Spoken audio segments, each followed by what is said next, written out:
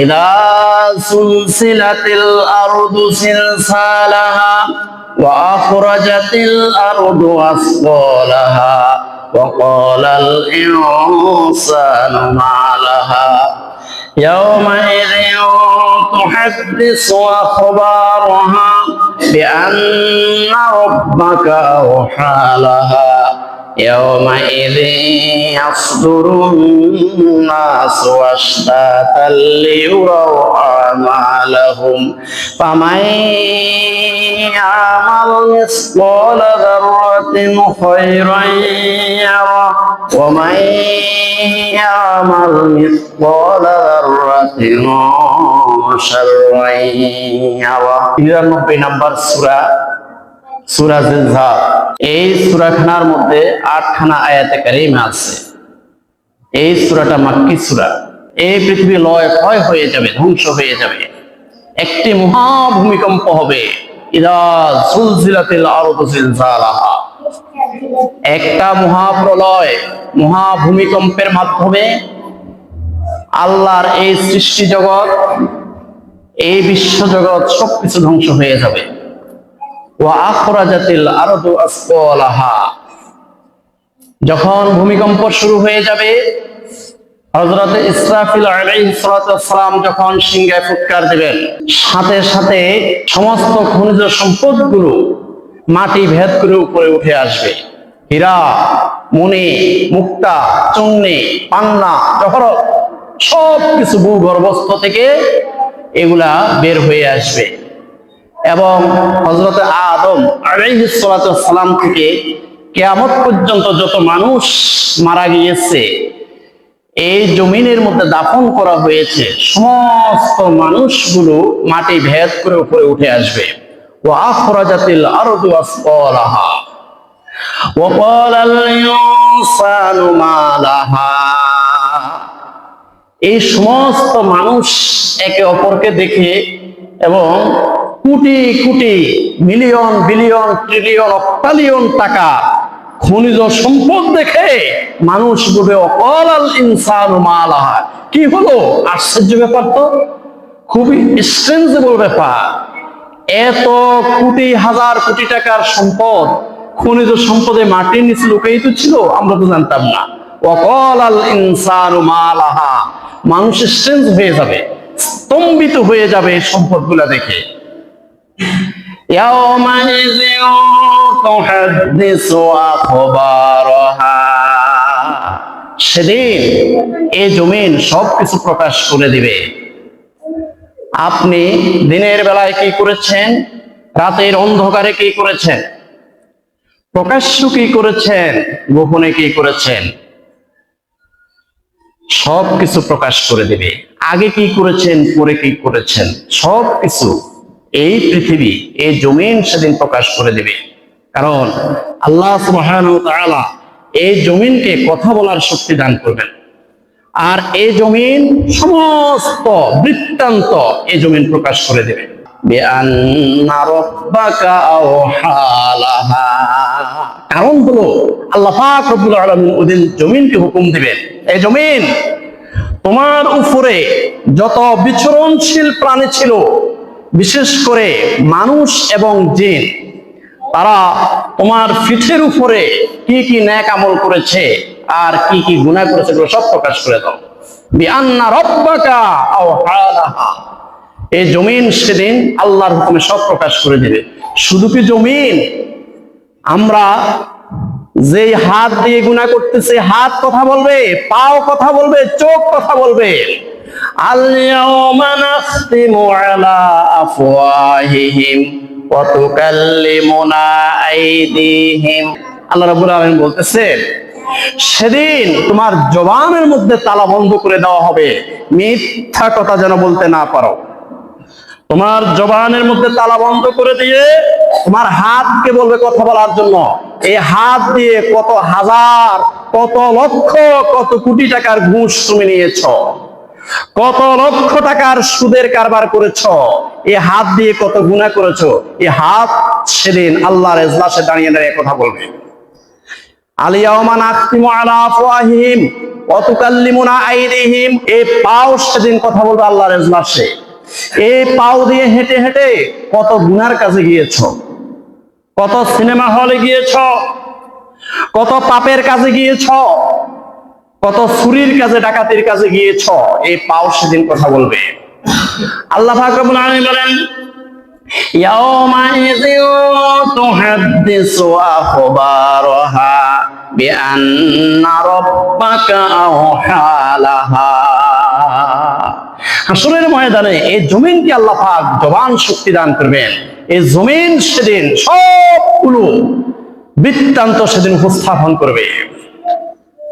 ইয়াউমাইযিন ইয়াসদুরুন নাসু আশতাতাল লিউরাউ আমালাহুম।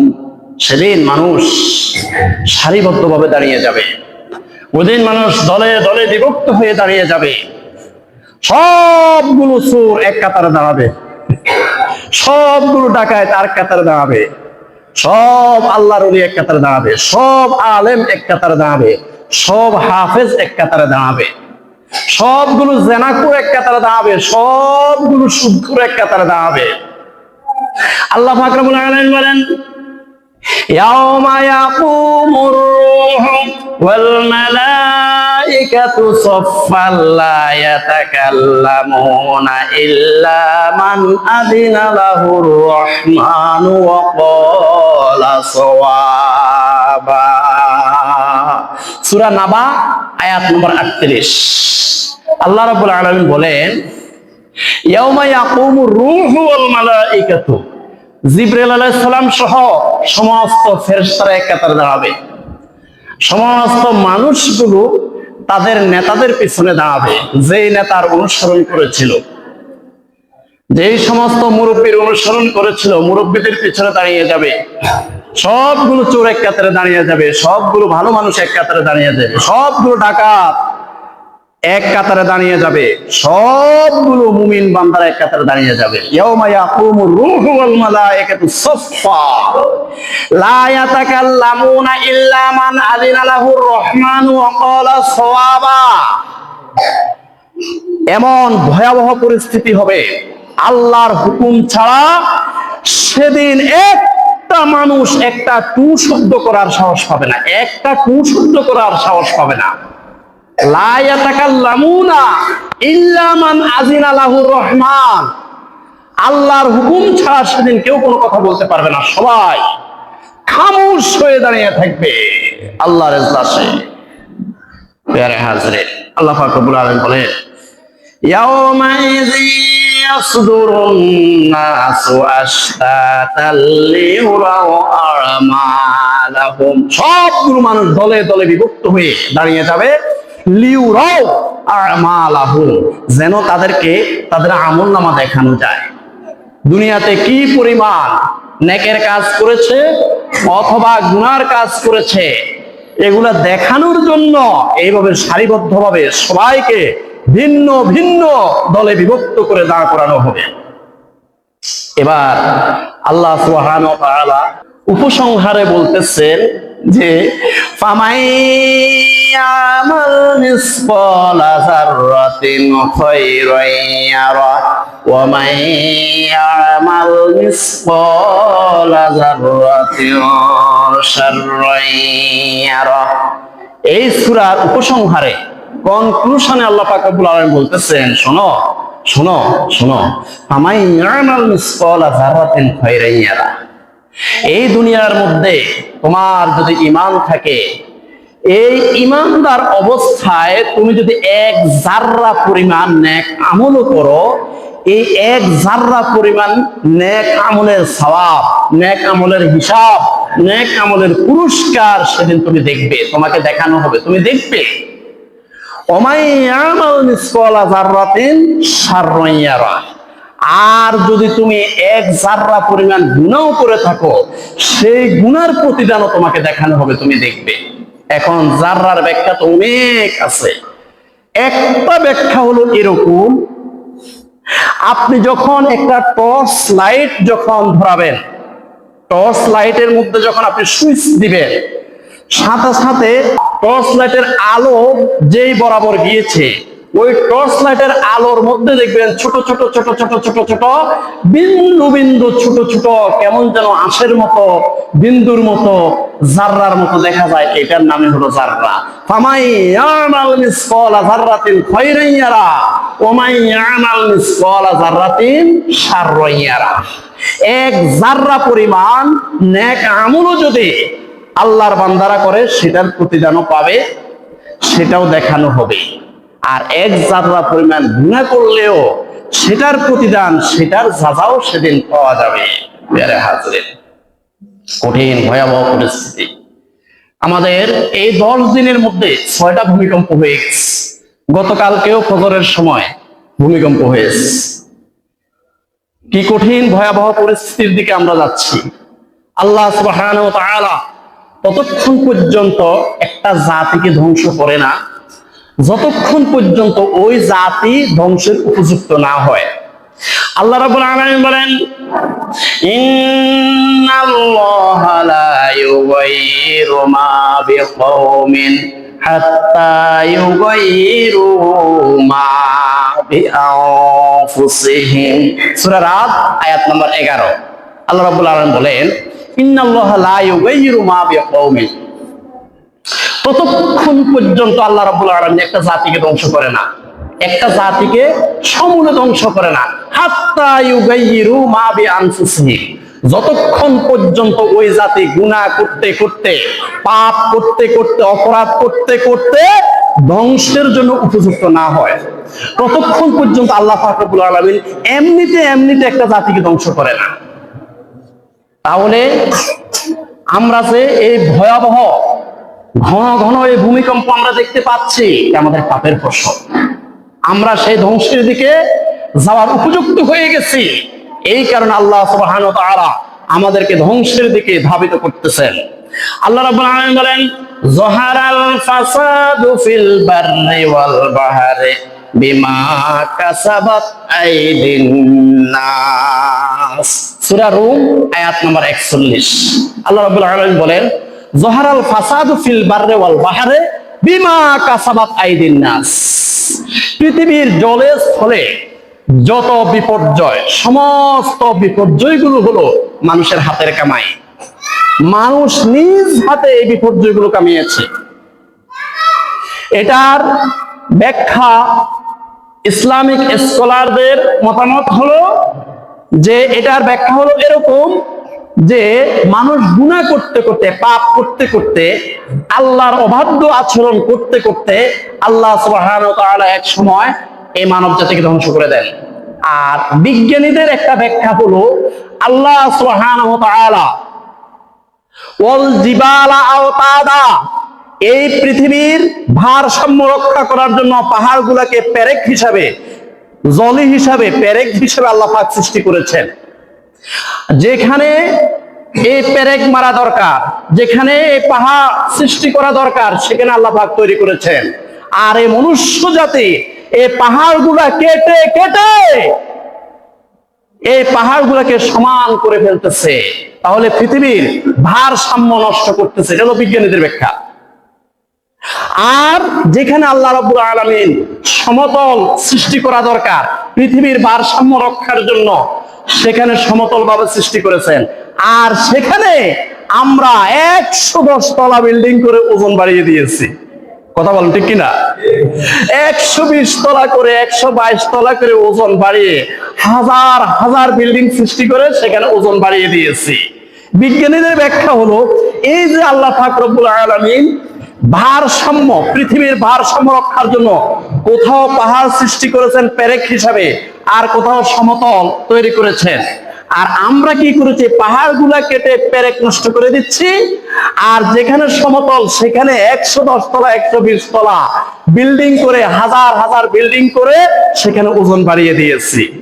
এই কারণে আল্লাহ রাব্বুল আলামিন বলেন, যাহারাল ফাসাদু ফিল বাররি ওয়াল বাহরি বিমা কাসাবাত আইদিন নাস। পৃথিবীর জলে স্থলে যত বিপর্যয়, এগুলো সব মানুষের হাতের কামাই, এগুলো আমাদেরই কর্মফল।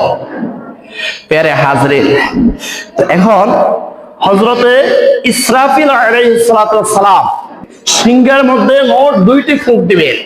একটা ফুঁকের সাথে সাথে সমস্ত সৃষ্টি জগৎ মেসাকার হয়ে যাবে, আর একটা ফুঁকের সাথে সাথে আবার সবাই মাটি ভেদ করে হাসরের ময়দানে উত্থিত হবে। কুল্লু মান আলাইহা ফান ওয়া ইয়াবকা ওয়াজহু রাব্বিকা যুল জালালি ওয়াল ইকরাম। সূরা আর-রহমান আয়াত 26-27। আল্লাহ রাব্বুল আলামিন বলেন, ইসরাফিল আলাইহিস সালামের প্রথম সিংহে ফুৎকারের সাথে সাথে আল্লাহর সমস্ত সৃষ্টি জগৎ ধ্বংসলীলায় পতিত হবে, একদম লয়ক্ষয় হয়ে যাবে। আল্লাহ পাক রব্বুল আলামিন বলেন, وَنُفِخَ فِي الصُّورِ فَصَعِقَ مَن فِي السَّمَاوَاتِ وَمَن فِي الْأَرْضِ إِلَّا مَن شَاءَ اللَّهُ ثُمَّ نُفِخَ فِيهِ أُخْرَى فَإِذَا هُمْ قِيَامٌ يَنظُرُونَ। সূরা জুমার আয়াত নম্বর 68। আল্লাহ রাব্বুল আলামিন বলেন, অনুফিখা ফিস সূরি ফাসাইকা মান ফিস সামাওয়াতি ওয়া মান ফিল আরদ। হযরত ইসরাফিল আলাইহিস সালামের প্রথম সিংহে ফুৎকারের সাথে সাথে আসমান জমিনের মধ্যখানে যা কিছু আছে সব কিছু মেসাকার হয়ে যাবে, সব বেহুশ হয়ে যাবে, সব ধ্বংসলীলায় পরিণত হয়ে যাবে। সুম্মা নুফিখা ফীহি উখরা, অতঃপর যখন দ্বিতীয়বার সিংহে ফুৎকার দিবেন, ফাইজা হুম কিয়ামুন ইয়ানজুরুন, আবার মাটি ভেদ করে সবাই উত্থিত হবে, হাসরের ময়দানে একত্রিত হয়ে একে অপরের দিকে তাকিয়ে তাকিয়ে দেখবে, ও সেই আদম আলাইহিস সালাম থেকে কিয়ামত পর্যন্ত যত মানুষ এই পৃথিবীতে এসেছে এরাই তো ওরা। ফাইজা হুম কিয়ামুন ইয়ানজুরুন, তারা সবাই একে অপরকে দেখবে। 10 দিনের মাথায় 6টা ভূমিকম্প হয়েছে। এই যে তোমাদেরকে এত সংকেত দিচ্ছি, তোমাদের হুঁশ হচ্ছে না কেন? এই বান্দা তোমাদের হুঁশ হচ্ছে না কেন? তোমরা এখনো বেহুশের মতো রয়ে গেছো। যারা এখনো গাঁজার মধ্যে, হিরোইনের মধ্যে ডুবে আছো, যারা এখনো নামাজ না পড়ার মধ্যে ডুবে আছো, যারা এখনো স্ত্রী এবং মেয়েদেরকে বেপরদার মধ্যে রেখে দিয়েছো, যারা এখনো নামাজ ফরজ করতেছে, আল্লাহ পাক এখানে একটা প্রশ্ন করেছেন। সূরা ইনফিতারের 1 থেকে 7 নম্বর আয়াতের মধ্যে আল্লাহ পাক রব্বুল আলামিন বলেন, ইযাস সামাউ ফাতারাত ওয়া ইযাল কাওয়াকিবু তাসারাত ওয়া ইযাল বিহারু ফুজ্জিরাত ওয়া ইযাল কুবুরু বুসিরাত আলিমাত নাফসুম মা কদ্দামাত ওয়া আখখারাত ইয়া আইয়ুহাল ইনসানু মা গররাকা বিরব্বিকাল কারীম। সূরা ইনফিতার আয়াত 1 থেকে 7। আল্লাহ রাব্বুল আলামিন বলতেছেন, ইযাস সামাউন ফাতারাত, যেদিন আকাশ বিদীর্ণ হয়ে যাবে, সমস্ত আকাশগুলো যেদিন চূর্ণ বিচূর্ণ হয়ে যাবে, ওয়া ইযাল কাওয়াকিবু তাসারাত, যেদিন নক্ষত্র সমূহ খসে পড়ে যাবে। এই নক্ষত্রগুলোকে আমরা মার্বেলের মতো দেখি, এগুলা আসলে এত ছোট নয়। এই পৃথিবী থেকে কোন নক্ষত্র 100 কোটি গুণ বড়, কোন নক্ষত্র 200 কোটি গুণ বড়। আল্লাহু আকবার। এত বড় নক্ষত্র কেন আমরা ছোট দেখি? কারণ আমাদের থেকে অনেক অনেক অনেক অনেক দূরে হওয়ার কারণে নক্ষত্রগুলোকে আমরা ছোট দেখি। ওয়া ইযাল কাওয়াকিবু তাসারাত, যেদিন নক্ষত্রগুলো খসে পড়ে যাবে, এই নক্ষত্রগুলো ছুটে ছুটে একটার সাথে ধাক্কা লেগে যেদিন মেসাকার হয়ে যাবে। ওয়া ইযাল বিহারু ফুজ্জিরাত, যেদিন সমুদ্র উত্তাল হয়ে যাবে। ওয়া ইযাল কুবুরু বুসিরাত, যেদিন মাটি ভেদ করে সমস্ত মানুষগুলো হাসরের ময়দানে একত্রিত হবে। আলিমাত নাফসুম মা কদ্দামাত ওয়া আখখারাত, সেদিন মানুষ তাদের আমলনামা হাতে পেয়ে দেখবে তারা আগে কি করেছে, পরে কি করেছে, রাতের আধারে কি করেছে, প্রকাশ্য কি করেছে, তারা গোপনে কি করেছে, দিনের আলোতে কি করেছে, তারা মানুষের সামনে কি করেছে, পিছনে কি করেছে। আগে কি করেছে পরে কি করেছে সব সেদিন দেখতে পাবে আমার ভাইয়েরা। আলিমাত নাফসুম মা কদ্দামাত ওয়া আখখারাত, এটার আরেকটা ব্যাখ্যা হলো মৃত্যুর আগে আপনি কি কি আমল করেছেন সেটাও সেদিন দেখতে পাবেন। আলিমাত নাফসুম মা কদ্দামাত ওয়া আখখারাত, এই ওয়া আখখারাতের আরেকটা তাফসীর হলো আপনি মৃত্যুর পূর্বে দুনিয়ার মধ্যে যদি কোনো গুনার আড্ডাখানা যদি সৃষ্টি করে যান, একটা সিনেমা হল বানিয়ে গিয়েছেন, একটা ক্লাব ঘর বানিয়ে গিয়েছেন, যেখানে যুবকরা গুনাহ করেছে, পাপ করেছে, অপরাধ করেছে, তাস খেলেছে, জুয়া খেলেছে, দুনিয়ার মধ্যে অন্যায় করেছে, একটা নাইট ক্লাব দুনিয়ার মধ্যে স্থাপন করে গেছেন, যেখানে শুধু জেনাবে বিচার করেছে মদ খাইয়া। এমন গুনার বাগান, গুনার কারখানা যদি দুনিয়াতে তৈরি করে যান, কিয়ামত পর্যন্ত ওই সমস্ত গুনার কারখানার মধ্যে যতগুলো গুনাহ হয়েছে, যতগুলো পাপ হয়েছে, এগুলো সমপরিমাণ গুনাহ, সমপরিমাণ পাপ, সেগুলো আপনার কবরে, আপনার বাম কাঁধের মধ্যে গুনার সাথে যোগ হইতে হইতে বিশাল গুনার পাহাড় হয়ে যাবে। নাউজুবিল্লাহ বলেন।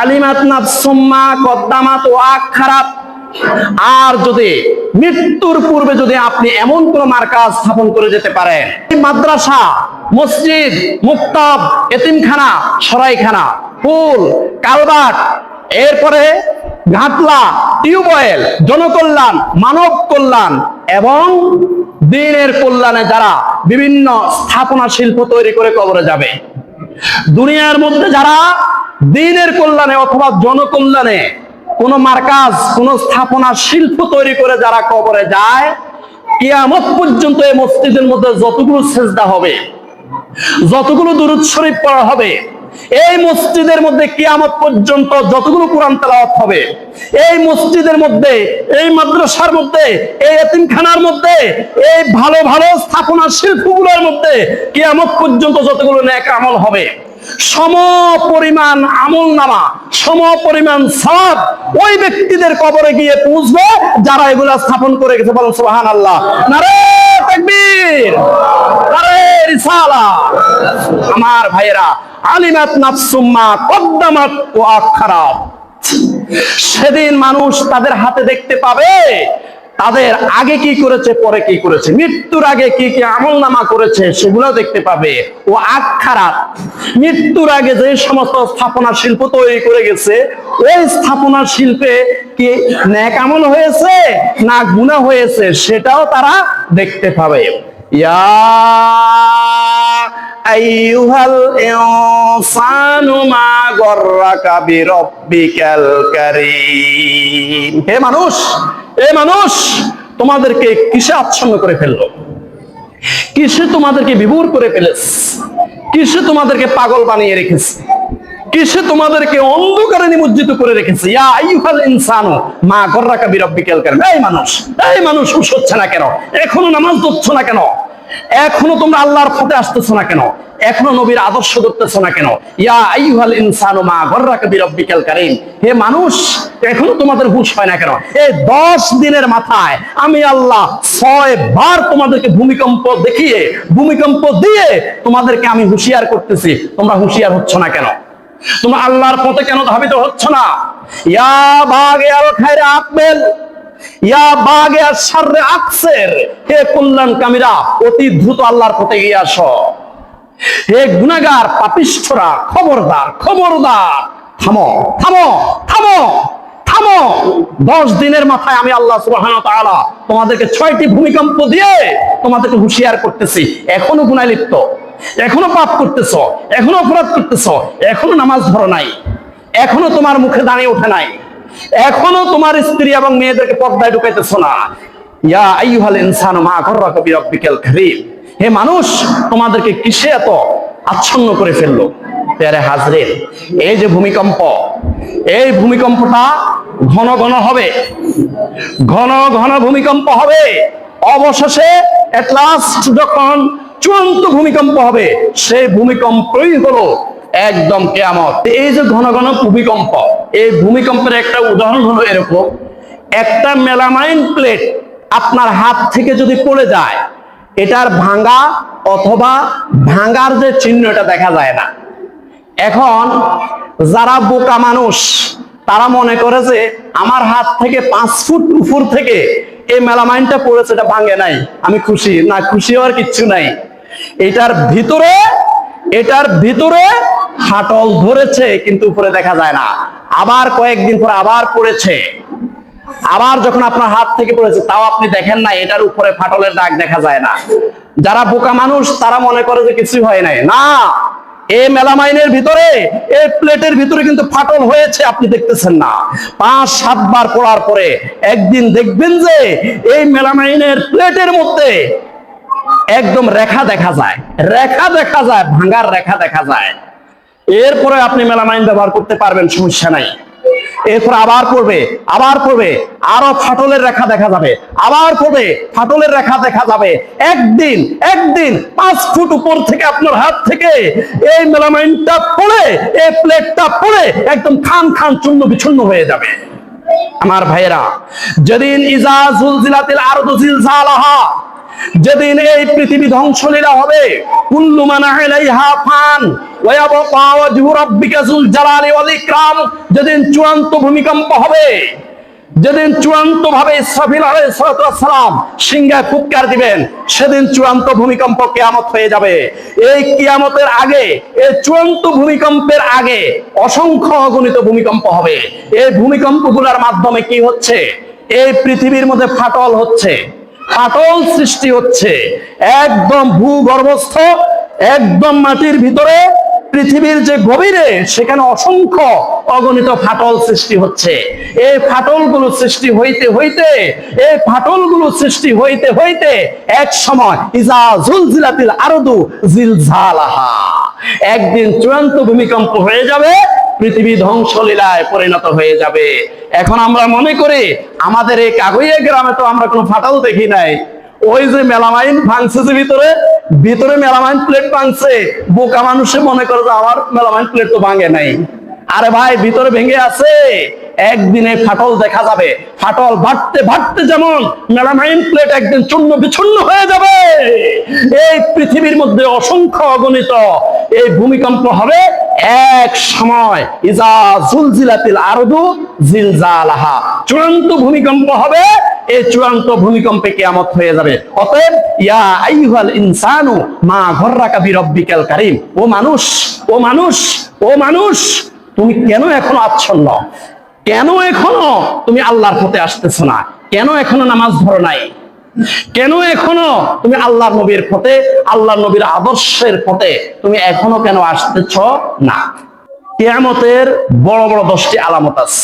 এই 10টা আলামতের পূর্বে ছোট কিছু আলামতের সুগরা প্রকাশ পাবে। এই ছোট আলামতের ব্যাপারে আল্লাহ রাসূল সাল্লাল্লাহু আলাইহি সাল্লাম বলেন, ইন্না মিন আশরাতিস সাআত আন ইউরফাআল ইলমু ওয়া ইয়াকসুরাল জাহালু ওয়া ইয়াকসুরাজ জিনা ওয়া ইয়াকসুরা শুরবুল খামরে ওয়া ইয়াকিল্লার রিজালু ওয়া ইয়াকসুরান নিসাউ হাত্তা ইয়াকুনা লি 50 ইমরাতান আল কাইয়িমুল ওয়াহিদ। বুখারী শরীফের 5231 নম্বর হাদিস। রাসূলুল্লাহ সাল্লাল্লাহু আলাইহি সাল্লাম বলেন, ইন্না মিন আশরাতিস সাআত আন ইউরফাআল ইলমু, কিয়ামতের আলামতের সুগরা যেগুলা ছোট আলামত, এই ছোট আলামতের মধ্যে 1 নম্বরে হলো ইলম উঠে যাবে, জ্ঞান উঠে যাবে।